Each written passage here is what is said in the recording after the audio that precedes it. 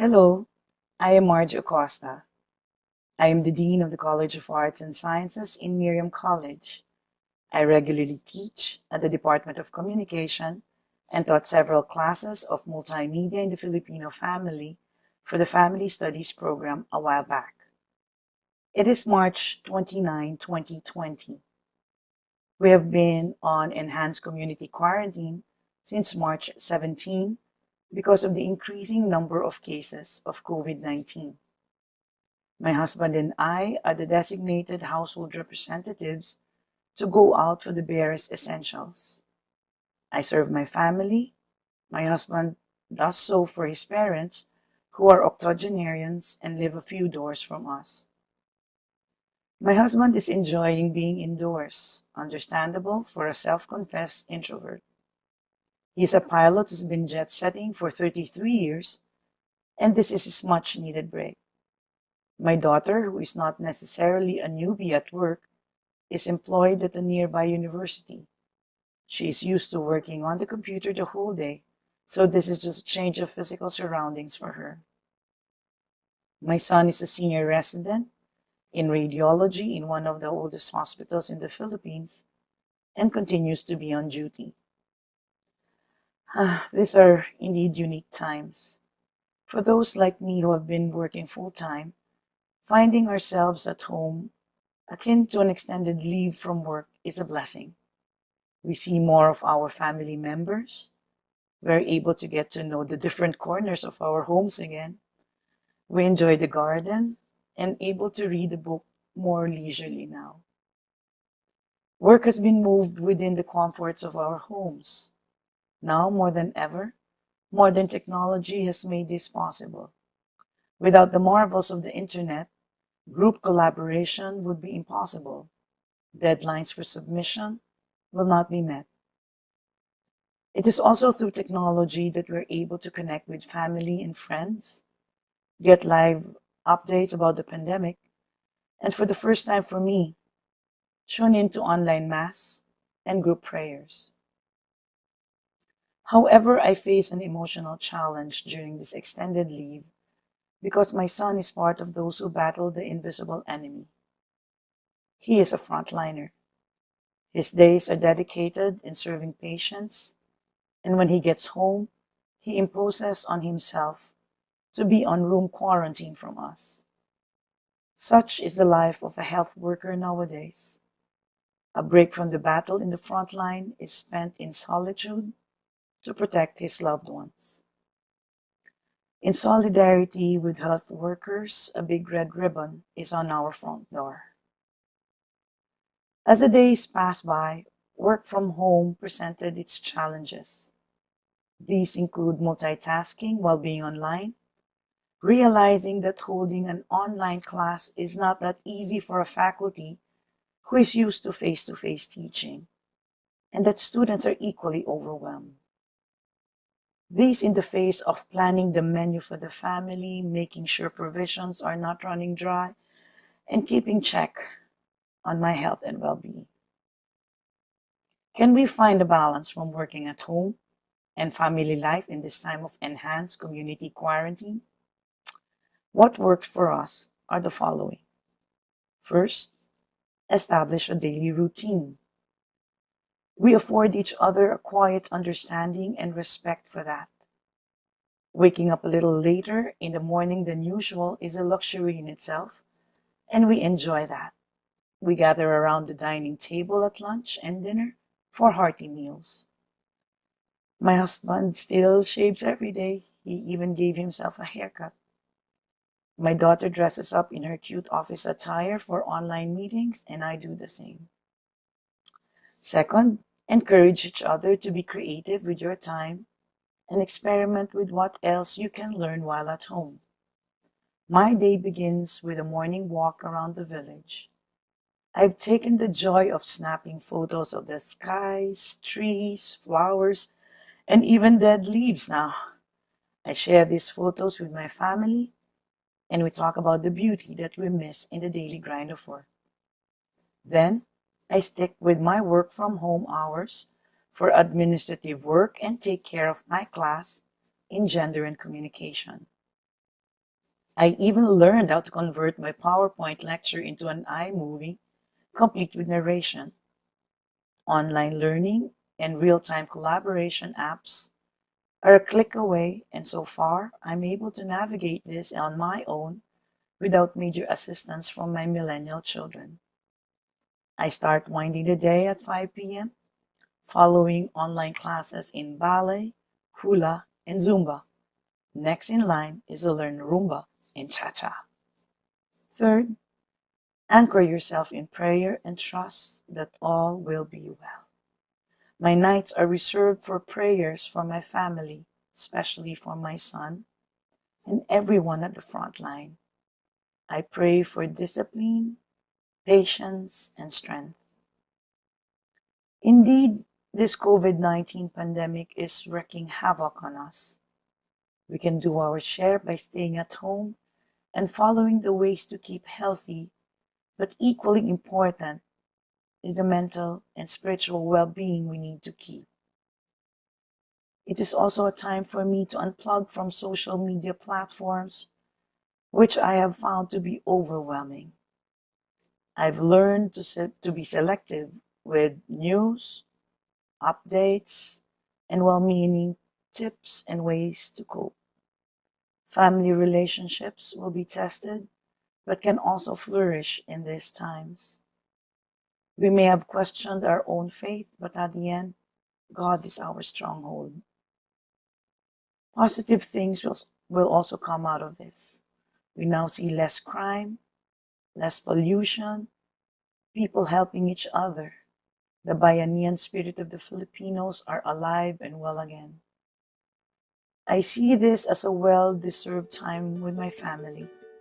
Rest from the daily grind of Metro Manila traffic, a realization of the most important things in life. Just the basic needs to survive, and the love and laughter in the company of our families. See you sooner than later.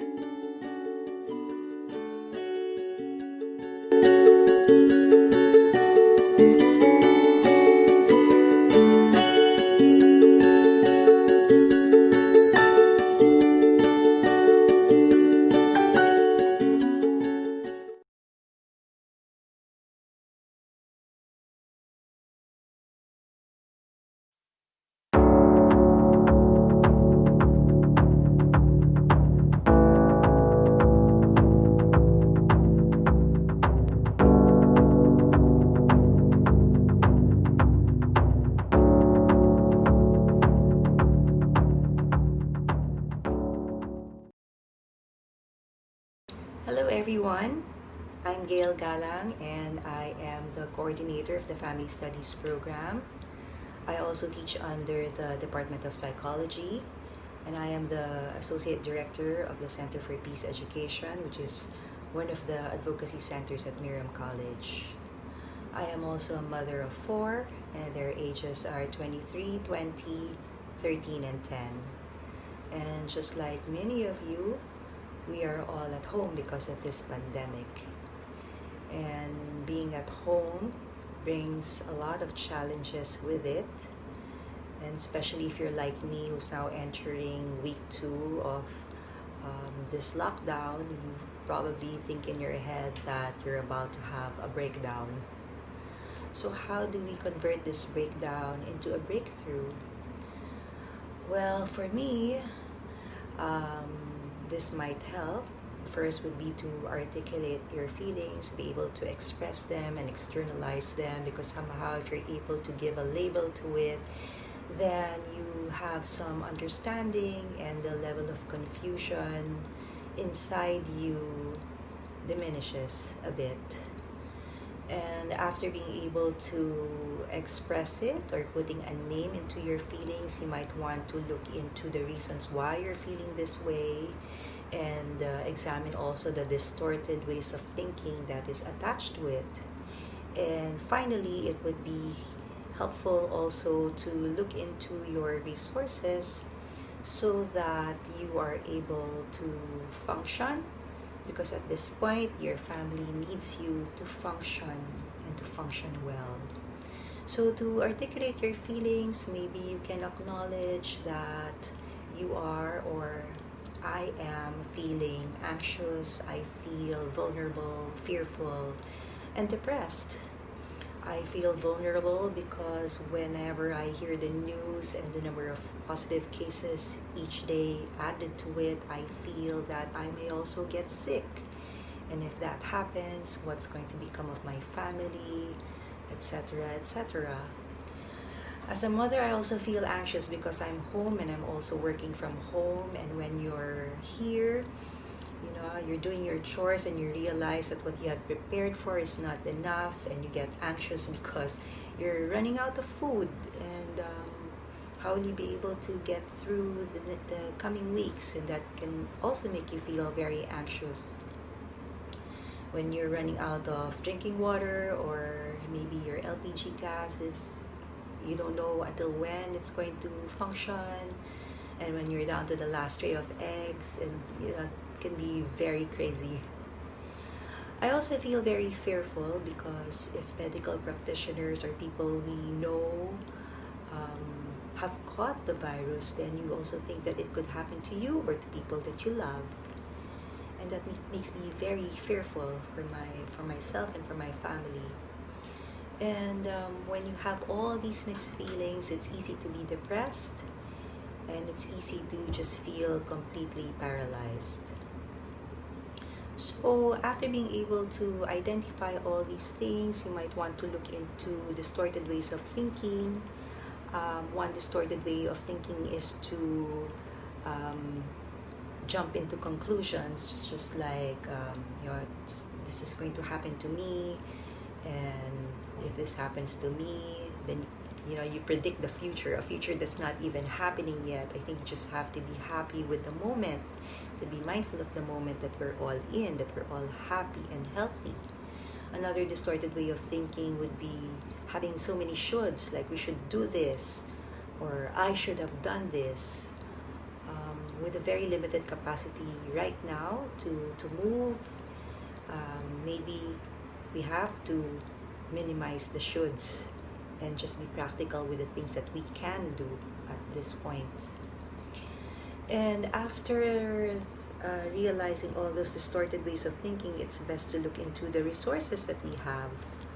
So if you're anxious about your home, then maybe it's best to study your what available services there are online, and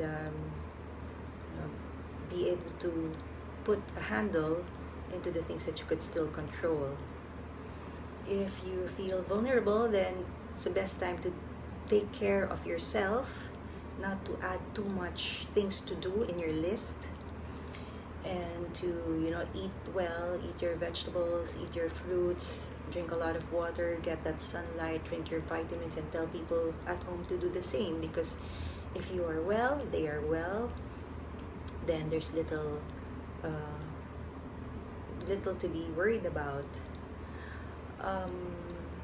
or that lessens what you should worry about.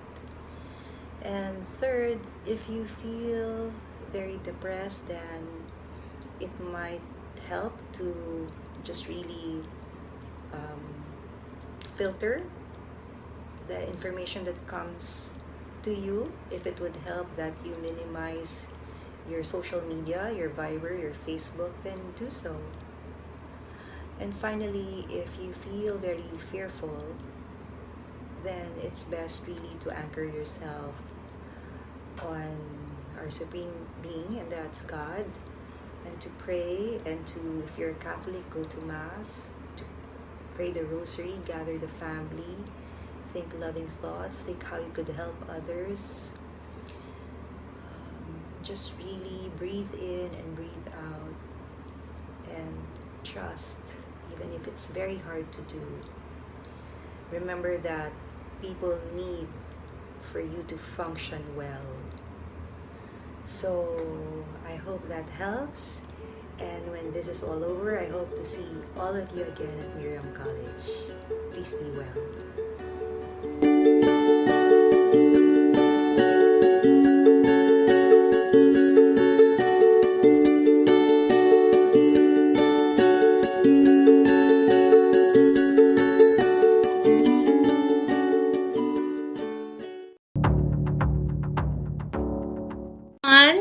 am Clarissa Ligon, graduate of Family Studies, faculty from the College of Education, and the first-year coordinator in the Higher Education Unit of Miriam College.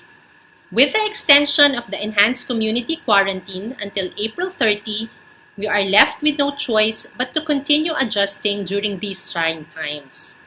The situation might pose a challenge to families with children, especially in terms of how to encourage them to engage in a variety of activities while staying at home. Perhaps it would be good to look into the kind of activities that your children engaged with last week. Did they watch TV or Netflix, use their gadgets, read some books, play with toys, bond and or fight with their siblings, and connect with family members outside of the home? Well, as you can see, there are many activities that children can engage with even without going outside. But the good question is, how can we encourage them to do so? What I found out to be effective in my household is to have a routine in place. This is something that they had and were used to when they were still going to school. A routine gives children structure, sense of control, and comfort. How to create one? What I did was to involve my boys when we made ours. I asked them what they want to do on a daily basis and also look into their interests. If they are into arts, perhaps creative play can be part of the schedule. Of course, there are also activities that are non-negotiables. For us, it is the outdoor play or exercise, and this usually happens in the afternoon. This is considered a non-negotiable for us because one way to fight the COVID-19 is to have a good immune system, and exercising is one way to achieve that. Finding balance is also another way that can be looked into when encouraging children to engage in various activities. It is no secret that most, if not all children enjoy using gadgets.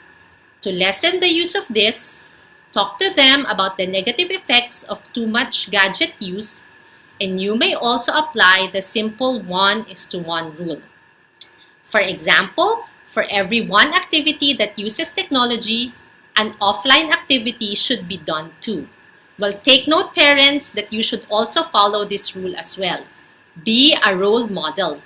We can't expect our children to do this if we ourselves are always on our phones, checking on the latest update about the COVID-19 situation, or working using our laptops.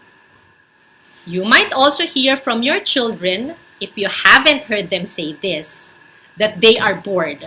They don't have anything to do. My solution to this is I let my boys be bored. According to Kim Raver, it is necessary to let kids be bored once in a while because that's how they learn to be creative.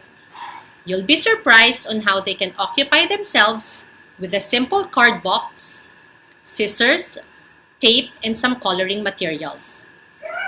What you can do to help is to have some materials available and visible to them so that when they are bored, seeing some of those may spark their imagination and start on a project.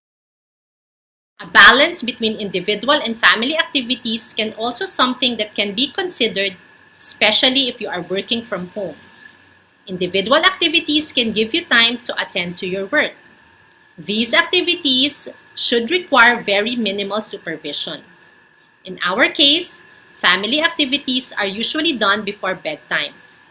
Kindly check if this is in place in your household because even if everyone is in the same house together, it doesn't necessarily mean that family members are doing activities together. A good family activity can be as simple as watching movies, or perhaps you might want to do acts on how to help people during the global pandemic. Writing letters to COVID patients or sending artworks to the frontliners are just a few examples that you can do together as a family. And lastly, we are all aware that what we are expecting now is not typical. Thus, we should not be too rigid with the routine that is in place. Do not get stressed if the schedule is not followed to a T. There is always tomorrow. Be kind to yourself because you are also adjusting to this new normal. Let us also try to be attentive to our children's needs. They might not be able to express the stress that they are feeling at the moment, which in turn is manifested into a misbehavior. Assure them, let them know that you are present and ready to listen to their thoughts and needs. I hope the few suggestions that I just shared can help you and your family engage in various activities together or individually at home. Praying with all of you as we rise above this crisis.